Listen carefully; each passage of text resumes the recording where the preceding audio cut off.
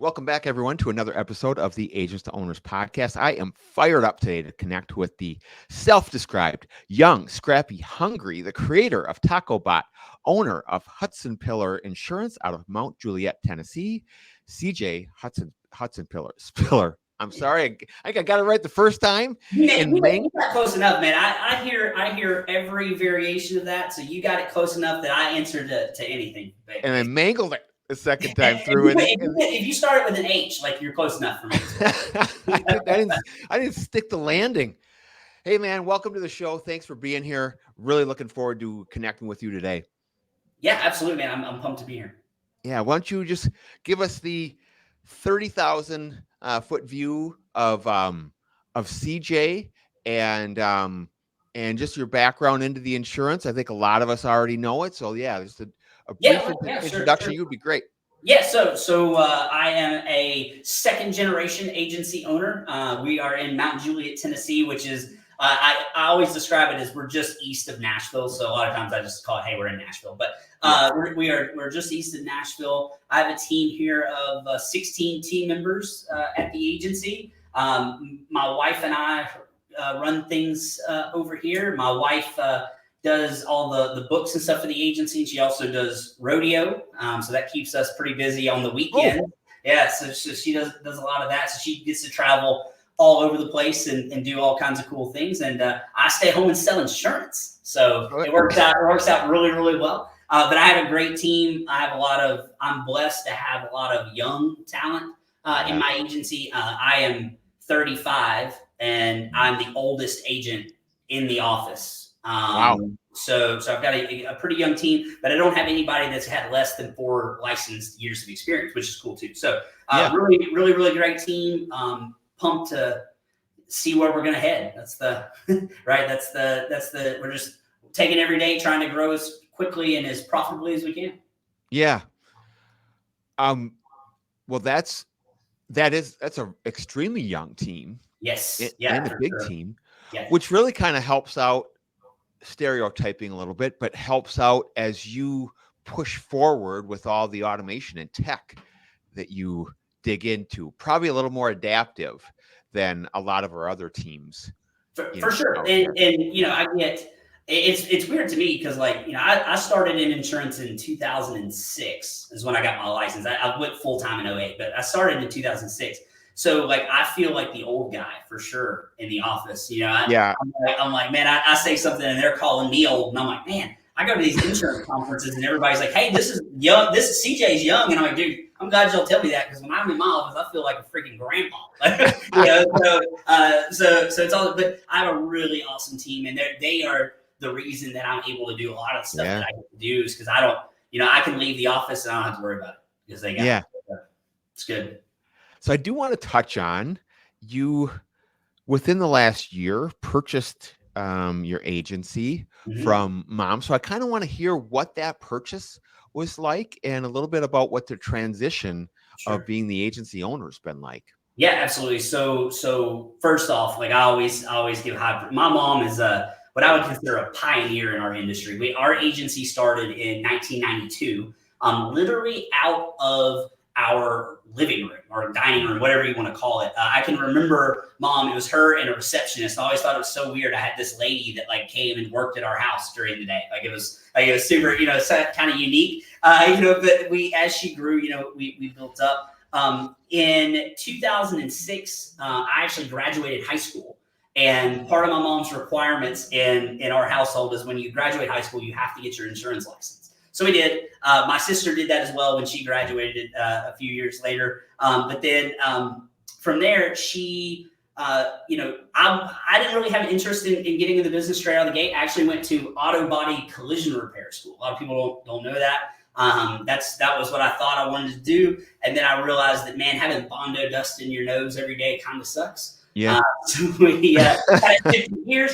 And in 2008, I started pinging my mom and I was like, hey, I want to come work at the agency. And, I was young, a little wilder then. And she said no. And so I had to kind of convince her to do that. Ended up, she had a receptionist position become available.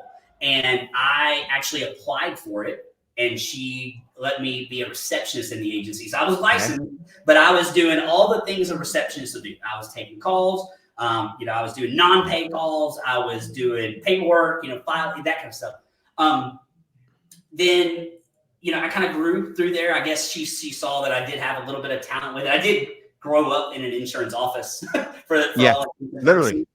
So then she, over a couple of year period, she moved me from there. Then I was a customer service rep for probably, 5 years or so. Did that. And then she finally let me kind of get into sales, and she figured out, hey, the sales thing is like really where he excels at. I feel like lead generation kind of comes naturally to me. My brain works in that way. And so we were able to do that. So I started lightly, I tell people lightly, running the agency probably around like 2019. Then, we started building this team that we have now. Late 2019, I made my first virtual employee hire, which I was a visionary is what I like to pretend. That I knew COVID was coming and virtual employees were going to be a thing. But we ended up doing that. Went through 2020. Kind of had some stuff going on in life there, and then I was running the agency pretty much completely by the time let's call it 2021, 2022, and then in 2023 I was able to purchase the agency from my mom. So transition was pretty smooth. I think I'm a little different than I think a lot of times people hear like second generation, and they're like, oh. He worked. You used this joke earlier today, like, oh, he worked there for 3 months and now he's the owner. Like, I know that does happen. Like, I'm not naive to that. But I kind of feel like I earned my stripes in it. You earned it. With that, I also paid dearly for this agency, which is I think another thing too. There's a lot of agents out there that almost get this like.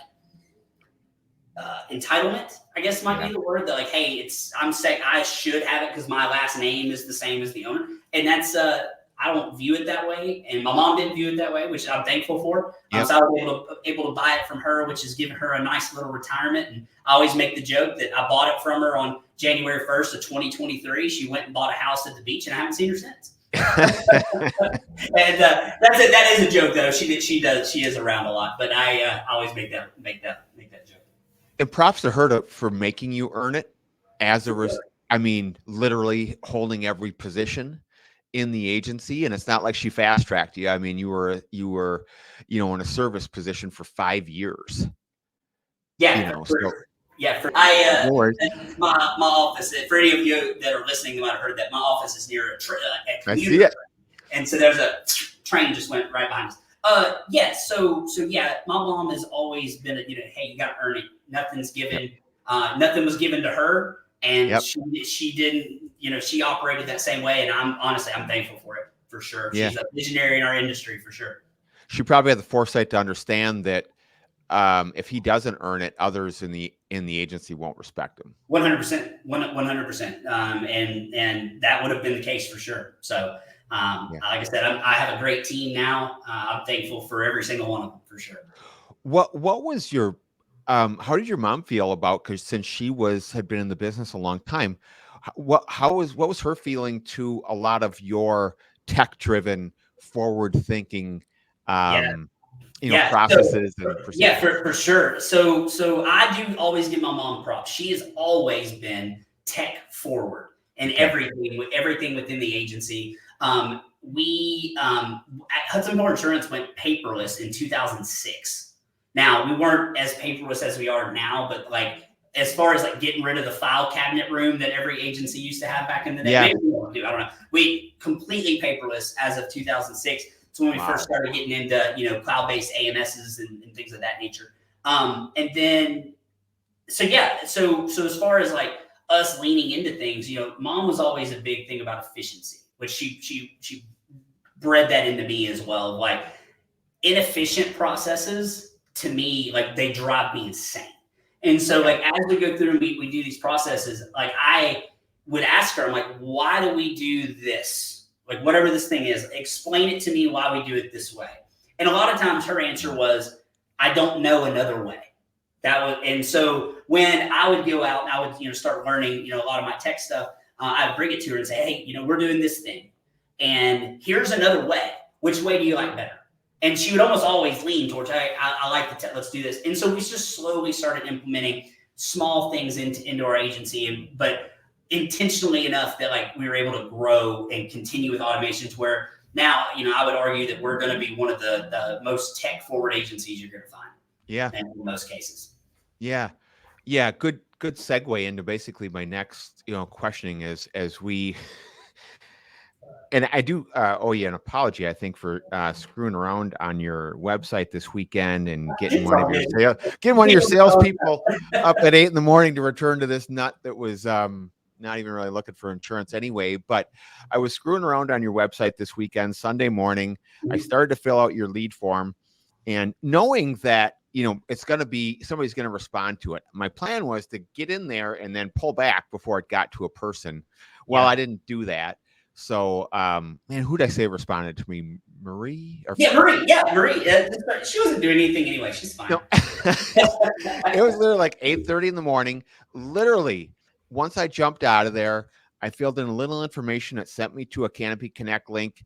And then I wasn't going to do that. So I tried to back out. You contacted me within about 30 seconds. I kid you not. And Marie, or probably the automated message came maybe another minute later. And then Marie sent me a text message. This is Sunday morning, all within 2 minutes. And I hadn't even completed a full. So super impressive. So talk a little bit about your automated lead process. Sure. And not only, when the lead comes in, how it gets to a producer and take us through there. Because I think this is something that a lot of us need to build out.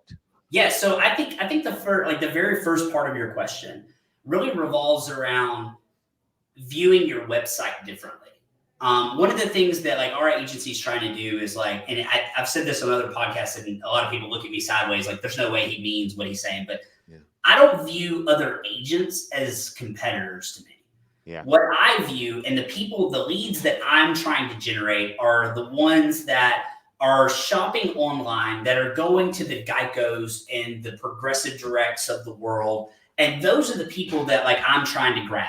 And so, one of the things that I feel like a lot of agencies mess up with their website is like we build out these websites and they're beautiful and they've got the history of the agency and all these different, like they've got all this stuff built into them. But if you go and look at Geico's website, or you go and you look at Progressive's website or Lemonade, or when you pick any of the direct-to-consumers, the very first thing when you click on the page is get a quote. It's in the middle, right in the center. Yeah. There's pop-up, whatever. So we kind of adopted that philosophy of like, hey, how can we get more website leads? Because we close our website leads at a like 85% clip. So we're like, all right, we're competitive there. How can we get more of those? And we were getting, 3, 4, 5, 6, a month, something like that. And we've done, we did the things too, like where we've got our rater embedded on our website and all that. We trashed all of that for a simple pop-up that just says, do you want a quote? And that has taken us from, a handful of leads a month to, sometimes we can get upwards of 40, 50, 60 a month off of our website. Because what we were finding was happening was we were getting the traffic. But once the traffic was on the site, they didn't know what to do, right? Like, yeah, sure. Like in our minds, we go, oh, there's a get a quote page. And you go there to the consumer, like they need to, it has to be seconds, kind of like what you were talking about.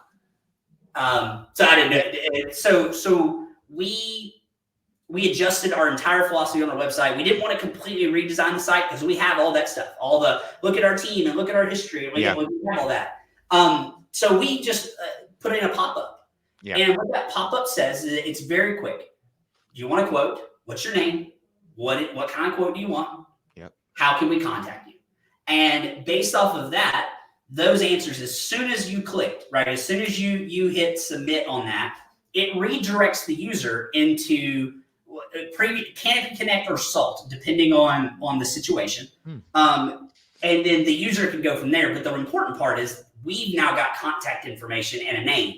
That name feeds into our system. Our system randomly assigns a agent to it. We've got 4 agents, I think, on our online leads. So it's randomly assigned. It goes ahead and fires off a text message to the customer to go ahead and fire up the conversation. And what we found is it's all about getting the conversation started, right? It doesn't matter what's in the text. It's get them to respond to the text or get them to respond to the email. And so, we get the opt-in and everything, so we're not having any issues there. But that took our website lead conversion. We're getting more at bats, I guess, at that point. And then from there, we're able to close more just from a really minor change.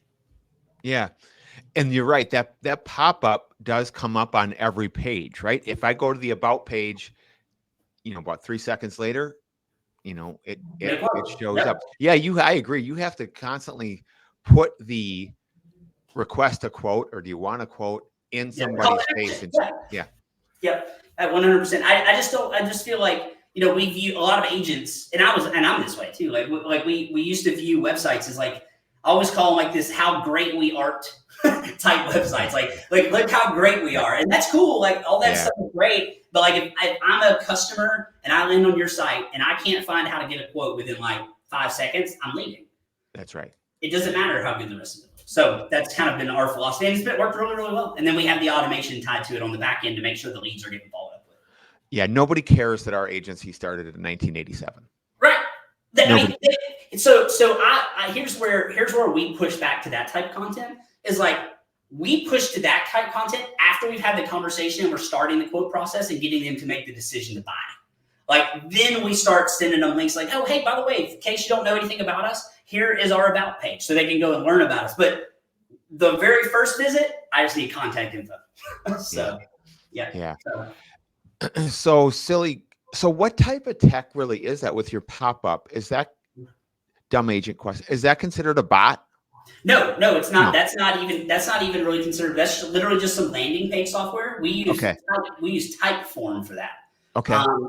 So probably of the landing page softwares that are out there that agents I see use, right? And when you hear landing page, just think a place to capture info, right? Yeah, right. They're just that. You're going to see Jotform, you're going to see Typeform, you're going to see Gravity Forms. Yep. Those 3 are all out there, and they all work great. You can use any of them. We use Typeform on our website because visually it's prettier than the other. It's very clean. It's very clean. Very simple, very easy. The other platforms work good, but so we just use that. We have it set up as a pop-up. You go to our site, boom, it's right there, right there in front of you. Yeah, it's slick. So now that I brought up your bots, I know you're heavy into bots as well. Yeah. What type of bots are you utilizing in the agency? Yeah, so we play in the messenger bot lane. That's where we use a significant amount of our business either comes from our website or social media. Those are our 2 main venues that we generate business from. And so messenger bots help us on the social media, specifically Facebook and Instagram side of things, grab that traffic and again start the conversation. That's the entire thing. It's hey, how can we get a conversation going with this lead? So we do have live chat and stuff on our website. That's all integrated in with Agency Zoom. So basically somebody can go on our site if they need service or whatever. It'll go through, create a service ticket within Agency Zoom based off their information. Which is pretty basic. So we use that, and then we also use it on the lead side just to, again, start a conversation. Hey, Brad, thanks for visiting our site. I need this information from you. Can you fill this out? And then, if they respond, have a little bit of AI built in behind it so that it is smart enough to respond to basic inquiries. The bot is smart enough to respond. So it'll respond to different questions? Correct. Yeah. So if you send it a message, it was hey, I have a question. What is general liability insurance? It could answer stuff like that, in a real generic form. But again, for us, the very first thing that the chat flow, no matter what you do with us, we're getting contact information, and we're going to work on getting you either in a text conversation or a phone conversation with an agent on the phone, basically. Yeah. And so what does that look like then coming into your team? It sounds like for online leads, it goes to some sort of I don't know if it's a round robin type system that goes to your producers and then they are on it, right? I mean, Sure. they understand this is the expectation is to get this conversation going right now. Right. Right. Yeah. The due date on that is right this second. that's kind of the internal joke. But no, so I was telling you kind of before, and so people that follow me closely have seen this. We are on the final steps of finishing a complete custom AMS build out. Yeah. So your question about like where does it go? All of that funnels into, if it's customer service like live chat or coming off our website forms or anything like that, all of that is funneled into our AMS, into what we would consider like a conversations inbox. And then my team is always monitoring that conversations inbox. So when stuff comes in with like, let's say you send us a message, the bot's gonna again try to have that first little bit of conversation, but my team can immediately jump in right behind it to keep the conversation going. And all of that happens in real time. So, this happens pretty frequently. We have live chat on our website. Somebody goes to our site, they want to add a car to their insurance. They tried to call and, they didn't get us or whatever. They can literally do everything through the live chat. It integrates with our AMS. So my team can see like who they're talking to. Once we've identified who they're talking to, if they ever come back in the future, we can identify that. We also can identify anything on the website that they've looked at in the past. All of that is tracked. So but it all flows in through that conversations inbox. Yeah, it's slick, and these are the things that we have to adapt to, right? Sure, of course. This is the communication method. It's not the future; it's here. It's it, right? Absolutely. And how many of us agencies are behind, and that's. But if we don't start paying attention to it, we're going to get passed by. Is my sure. my And I don't. Every agency is so unique, right? That's one thing that's very, very interesting about the insurance space is there's like not one way that like works every time. But maybe that's not the way to say it. Every agency kind of has its own fingerprint of like how it operates and how it handles service and how it does business. And we don't have to all be the same. No, but what we do have to do, and I would love to hear your thoughts on this. Like, it's the agencies that refuse to adapt at all that are the problem, in my opinion. If you're trying, you're doing things, even if it's slower, and you look at an agency like ours that we're really tech forward, and you may go, well, we're not doing any of that stuff. As long as you're doing something to improve yourself, that's a step in the right direction. 100%. Yeah, you don't have to have 6 bots and RPAs and all that stuff. But if you're advancing somehow, otherwise, literally, I mean, my thoughts are, it's the way of the dinosaur, right? I mean, eventually, that method of mail and paper applications, if that's still operated on, I'm sure it is. I'm sure agencies do work off of that, but it can be short-lived. Yeah, and just from an efficiency, I mean, we're living in a time where commissions are lower, costs to operate are higher, and like you've got all these expenses, and like we don't work for free, right? I mean, we gotta try to make some money. So these inefficient processes are just eating away agency bottom lines, and that's the other side of that coin. Like you really have to pay attention to that, because you might look up one day. It's like the story of the boiling frog, right? A frog in water doesn't know it's boiling as it heats up until it's dead already, right? Like it started out in cold water and it was fine, but as you heat it up, it didn't realize that it heated up until it killed it, right? Yeah. Same thing is happening with agencies. I agree. Yeah. I agree. Let's jump into one of your passions, the AI. Oh, yeah. I know you've been heavy into it. I talked about it an awful lot. And so that's really, really what I wanted to dive in with you. Talk about, a few of the ways that you're utilizing AI in your business. Yeah, I think I would say like here, the first thing that like moved the needle for me with AI, right? Because when AI has been around for a long time, like when ChatGPT like became available to the public, that's when everybody started the craze, if you will, right?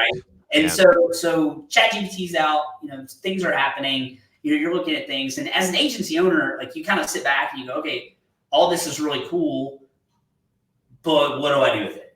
You know, like, all right, it sounds like this is something that I should use, but I don't know what. So we kind of, I'll be honest, I was probably a little slower on it than I would have been under normal circumstances on stuff that's new in tech. Just because I was kind of like trying to comprehend, like, where does this fit in the day-to-day operations of the agency? Because I know there's a lot of people out there that are like, oh, AI is going to replace agents and da, da, da. And you could say that same thing about like tech in general. It doesn't have to be AI. And my response to that is always like, the way my team uses it is it gives them superpowers, right? My team can be more efficient, do things faster, quicker, faster, smarter than our competing agencies, or even, you know, some of the online sources, because we are utilizing these tools. So on the AI side, you know, I was like, well, what's the very first thing? And the big one that hit for me, and it just like hit me like a freaking brick, was we were sitting one day and we had an issue with a customer, and there were phone call recordings, right? Great, cool. There's these everybody records calls, hopefully. You know, there was 3 recordings that were related to this issue, and both of the calls were like an hour 15. Like 2 of them were like an hour 15, and one of them was like 30 minutes.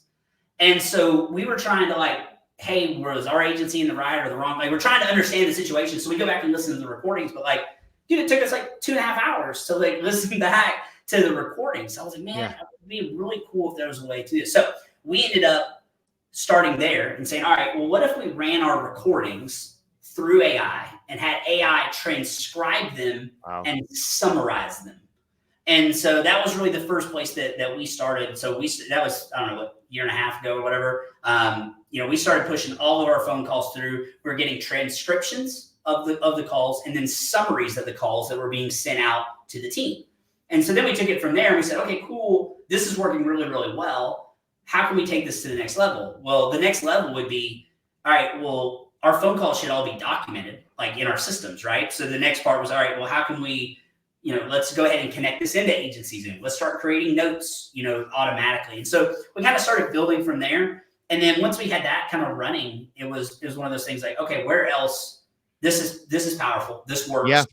Let's figure out where else we can implement it. And so that's kind of how we got into AI at the agency. And then, you know, we've been using it. I mean, we have a lot of different processes that involve it. I'm happy to dive into any of them with you. Yeah, let's use some that you've used. I mean, because the obvious one for me, for many of us, is content creation, right? Of course. Yeah. But there's so many others that I'm not using, that so many others of agencies that are not using it, and that's a great one. Now there's companies like, I think it's Dialpad, right? That basically has that AI 100%. Right into it. What are some of the others that you're using that our agencies can relate to? 100%. So I will say this too, for all the agents that listen to this: if your VoIP provider, your voice over internet provider, is not utilizing AI and doing what like the Dialpads of the world are doing, where they're adding that in as a feature, you need to go like to their support team and scream until they get to you. Right? Like that's something that I think, in 2024, that should be native in every phone system. Yep.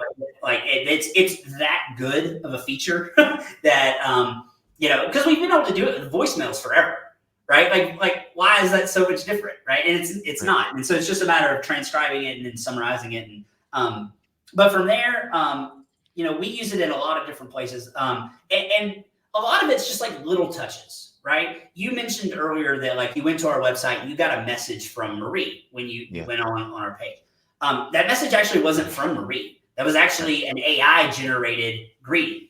And so the reason that we do it that way is that we can feed it the context of what you put in the form, right? Hey, your first name, last name, what kind of quote you were looking for, some contact information. The ChatGPT is then going to generate a unique message every time. Now, you might say, well, it doesn't have to be unique every time. It's not really that big of a deal. But sometimes we would have customers that would go and they fill stuff out twice on our site. I don't know if you guys have ever had that happen, where they fill it in. And so what was happening is they're like, they got a message from Marie and it was this. And then they got a message from Jessica, and it was this, it was the same message, right? And so you're like, oh, this is automated, so it feels weird. Yeah. So just by that little tweak, we were able to have, if they did that, right, they're going to get this message from Reed, they're going to get this message from Jessica or Kinsey or whoever, but all of them are different because it's generating them on the fly. So just little touch like that. And then I'd say the next thing that was like really another like big needle mover for us. I checked out your website, Brad. One thing that you guys have done really well is your Google reviews. I love that. You know, you got what was it, 500 something? I think it's awesome. We're under that. We're 435. That's close enough. We round up. Yeah. It's 500. So you got right at 500 or whatever, or 400, or however you want to say it. But like one of the things, I'm a big believer in social proof is a big selling feature for us. I'm like, so the reason that we go and we get reviews is because we want people when they find us online they want to go and they want to research, right? But I'm a big Facebook guy, right? And like seeing somebody make a Facebook post is one thing, but where we want to hang out is in the comments, right? That's where the drama is at, is down in the comments. Yeah. And so Google My Business allows you to do that same thing where you can reply to reviews. And so really when somebody goes and they look at a review, we have the opportunity to have two impressions there. The first one, they've got the review from the third party, but then you also have the review from the response from the business, and how did the business respond to that? And so what we did was we built out a Google My Business review responder. And so every time somebody leaves us a Google review, no matter what it is, good, bad, indifferent, we run what they said through the AI. We generate a response. We gave the AI like specific parameters around like, hey, you need to show empathy and you need to be grateful and you need to say thank you over and over. Like, you know, we programmed some of that into it. And we generated a Zap, we use Zapier for it, that will literally respond to every single Google review that we get. And it's been awesome. So we have 350, I think. We don't have quite as many as you, but 350. But I have 350 reviews and 350 responses to the reviews. Yeah. So if you go in and look at our Google reviews, like we doubled the amount of content that was there for somebody to consume about our agency. And the AI does a really good job of that. So that was probably like our second like big one. And that one, for any agents listening to this, that one's a slam dunk. Like, should do that today. That's an action item from the podcast. So what are you running that through? That AI through? Yeah, that's straight up Chat GPT. It is. So, okay. Yep. So the way it works is we set up a Zap, and the Zap is 3 steps long. Step 1 is the trigger, and that is somebody left me a Google review. Right. Step 2 is a prompt that's fed to Chat GPT, and the prompt is essentially to this effect. You're an insurance agency called Hutsenpiller Insurance responding to a Google review from, and then we have it fill in the name. And then their review of our business was blank, and I have it fill in whatever they put. And then write a response to this review in an empathetic tone from the agency, thanking them for the review and thanking them for being a client. Yeah. And it's something to that effect, and it'll spit out a response. And then the third step is you just have it respond to the Google review. And it's effective, really effective. Touch on that a little bit on the prompts and how important that is to get the response that you're looking for. 100%. Prompting makes all the difference in the world. Prompting is the difference between people that generate really bland, boring content versus people that generate content that you can't tell that AI did it. And the prompting, is essentially the instructions that you give the AI, right? So if I give the AI write a blog post about insurance, which is what a lot of people do, right? Write a blog post about this. It's going to spit out a really generic, bland output, right? So lots of dad jokes in there, Yeah. Like so. Yeah, it can be, but it's gonna be real bland, right? Yeah. But we can actually change that prompt and add in a few different things to really give it some flavor, if you will. And so, if we're to go on off that example, write a blog post about insurance. What we could do is write a blog post that explains why insurance rates are increasing in the state of Tennessee do it from the tone or the perspective of an insurance agent that's 30 years old that works in insurance. Also make sure that the overall tone of the article is, empathetic and understanding that people don't really understand insurance, and make sure that you explain everything in a way that an 8th grader could understand. Right. And so what that's going to spit out is going to be drastically different. And so on the content creation side, that enables you to create content for the audience you're trying to reach. Right. And so, your ideal client avatar, I know is a popular thing to kind of think about. I think a lot of agencies, I don't want to call it a mistake, but one of the things that we do in our marketing is we try to be way too broad. We're trying to be, everything for everyone. And I always use this analogy with my team is if I go up to somebody and I say, hey, a great referral for me is somebody that you know. If I leave it at that and I say somebody no one comes to mind.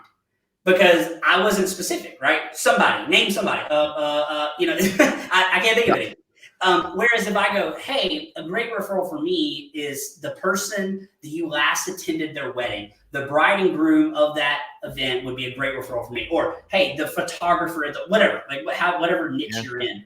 And really tailoring that. So with that same thing, with our content, we need to create the content that we put out, either on blogs or in social, whatever, or even anything we're outputting with ChatGPT, using the tone that's going to appeal to the client we're trying to reach, if that makes sense. Yeah. And so, like in my agency, we say that our ideal client is a married couple that was born in 1992. That's our profile, and so we base everything around that avatar. So all of our content is going to be written. You're going to go, somebody that's got their CIC designation might go on there and be like, doesn't seem very professional. Yeah, it's not supposed to, because we're trying to reach this clientele, not 60-year-old, super analytical, been in insurance 40 years person. So it just really depends on what you do. But that's what prompting is super important. And understanding those variables will help you generate a lot better content. Yeah. The more that I've done a fair amount to educate myself on a lot in ChatGPT, but the more that I've refined that prompting, the more that it's sounds like something that I can say. For sure. And the less editing that I need to do. So correct. Yeah. Prompting is it. So if people out there are using ChatGPT and they're just doing real basic prompts, I would encourage you to try adding a little flavor and see how much better your food comes out. Yeah. So. It's really amazing. And even still, because it can do so much. Sometimes we don't even think of, I can't remember what, I just used it. I was trying to come up with a fantasy golf name for something and I couldn't think of anything. I threw it in there. I'm like, oh, these are great. I'm going to take that. I mean, you can use just about anything. You talked previously about an underwriting guideline that you put together. Yeah. And that could be useful for so many of us, especially with everything going on now. Talk about how you created that. Sure, of course. So within ChatGPT, there are things called custom GPTs. Yep. And these, in my opinion, are kind of like the unsung hero that a lot of people don't realize exists within ChatGPT.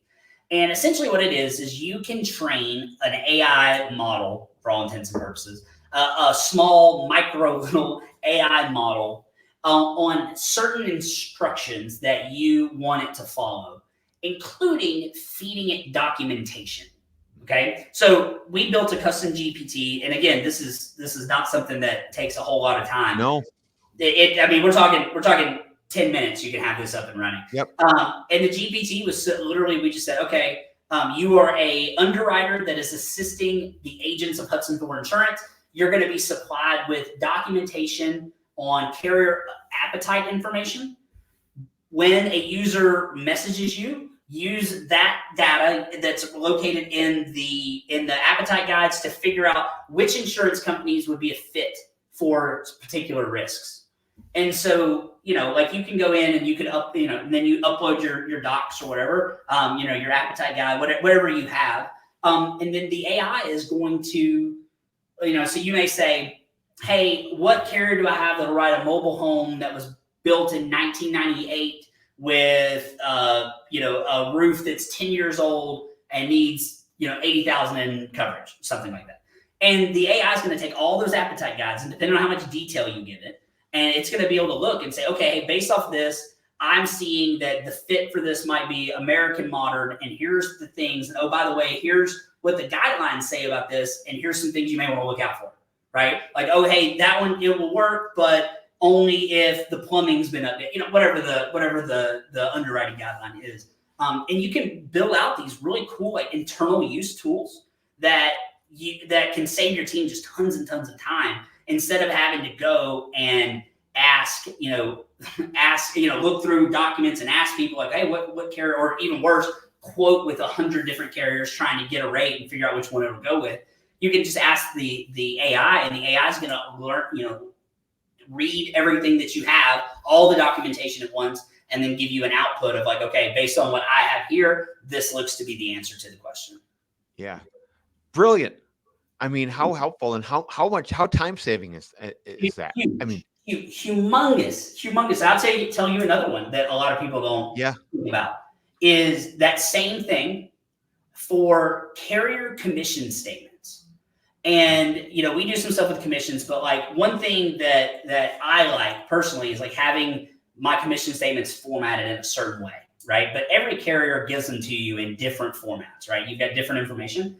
You can create a custom GPT that says, okay, I'm going to feed you spreadsheets, and I want you to format them so that these 6 fields are all that is on there. I need the policy number, I need the effective date, expiration date, agency commission, whatever the things are. And you can feed it all these spreadsheets in different formats. So as your carrier sends them to you, you send them in, the AI will take it, format it, and spit it out in the way that you want it. And you can just save you hours and hours and hours of time going through commission statements.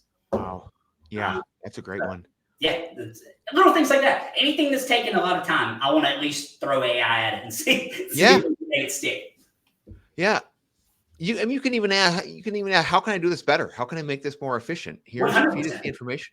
Yeah, a lot of people don't realize that. You can ask, AI like, hey, I'm doing this, or hey, you've given me this output. How can I make this better for the next time? 100%. You just keep asking it, which is the beauty of it. Yeah.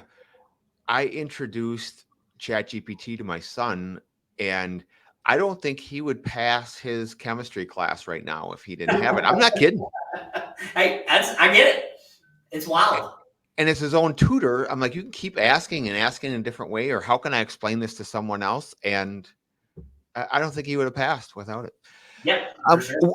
What are you using other AI products besides ChatGPT, and what ones have you found to be helpful for you? Yeah. So I would say our big one that we use here internally is Donna. Are you familiar with Donna? I'm familiar with Donna. I don't use it. Okay. Yeah. So Donna, for those that aren't familiar with it, is essentially sits on top of your AMS, looks at all the data that you have within your AMS, and helps you make predictions on how customers are going to interact or leave or retain, et cetera, based on actions of others. This is kind of the easiest way to put it. So like, an example would be like, let's say you have you had 400 customers that had home and auto insurance with carrier A, and carrier A took a rate increase. The AI can actually look at, okay, we've got these, these customers are coming up for renewal. Based on previous data, we know that like customers that look like this customer that maybe are between the ages of 25 and 30 that experience a rate increase like this have left in the past. So these accounts we deem to be at high risk of leaving. Or on the flip side, hey, here's accounts that are stickier, right? Like, hey, that rate increase, they're not even going to notice it, right? And so it helps you kind of weed through some of that and make recommendations to customers based on coverage. So you might see, it works really well on the commercial side. It'll be like, hey, other businesses of this class have these 3 coverages, and this customer doesn't have this coverage. So the next time you talk to them, you should ask them about it. And so it helps you kind of get a understanding of your data that you have built out. And it's a really great tool. Like it's It's probably one of the most powerful ones out there, in my opinion, specifically for insurance. Then taking that step further, we have Gale, which is the AI phone system. We have that. Full transparency there, we use it for like non-pay calls, like calling out, and it'll talk to the customer and be like, hey, do you intend on paying the bill? And if they do, it'll transfer them into the agency. So we're not as heavy in that one yet, but I always use the word yet just because we haven't attacked it. And then, I guess I'd say the last like big one for us is, we have AI built into, all of our email accounts. We use Superhuman for our emails. That way, if we get really long emails, we can fire back thoughtful responses without having to type out War and Peace, so that's really helpful as well. Tell me a little bit about that, because that is something that I've kicked around and I've struggled with a little bit, because I just feel like so many of the emails that I respond to are more, I don't know. It requires a little more personal response. Yeah, no, for sure. So Superhuman specifically as just simply an email client, right? It sits on top of your Gmail, your Outlook, or whatever, and it's an interface. So when you're in there, let's say that I've been chatting with a customer and we've got a big long thread going, right? It uses the context of the thread previously and always is learning how I respond to people to generate its responses. So theoretically, when it responds to somebody, it should sound a little bit like you. And like me in email, I'm naturally like kind of short, like not intentionally short, but like I'm not a long-winded. Right. Whereas I have other team members that are like super long-winded. So when we use this tool, like mine spits out like a 4 or 5 sentences, whereas in my other team members, it spits out 4 paragraphs, just depending. And again, it's not one of those things that like, hey, I'm going to respond and then I'm not even going to read this. I just know it's good. We use it more as like a starting point of a template, right?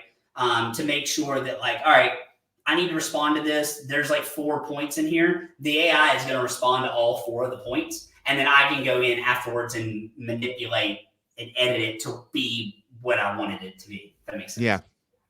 Do you use Otter AI at all? I do. Yep. Otter AI is great. That's records, your Teams or Zoom calls or whatever. Love it. It's a great product because there's Otter, there's Fireflies, there's a couple other that all do similar things. If you do a lot of Zoom calls, it's great. It's also really, really sneaky in that a lot of people don't realize that it'll attend meetings for you, which is a great little time saver for those carrier webinars and things like that. I saw a friend of mine doing that. He wasn't there, but his Otter was. And so even what I've noticed, and they have improved their product just within the last month of how it's being transcribed in terms of highlights and to-dos and key takeaways and action items and that kind of thing. It's impressive. Yeah, absolutely. It's awesome. Yeah, Otter. The cool thing about Otter is it's cheap. That's a cheap little program to use. So yeah, if you're doing Zoom calls, team calls, whatever, that one's a great one. Sure.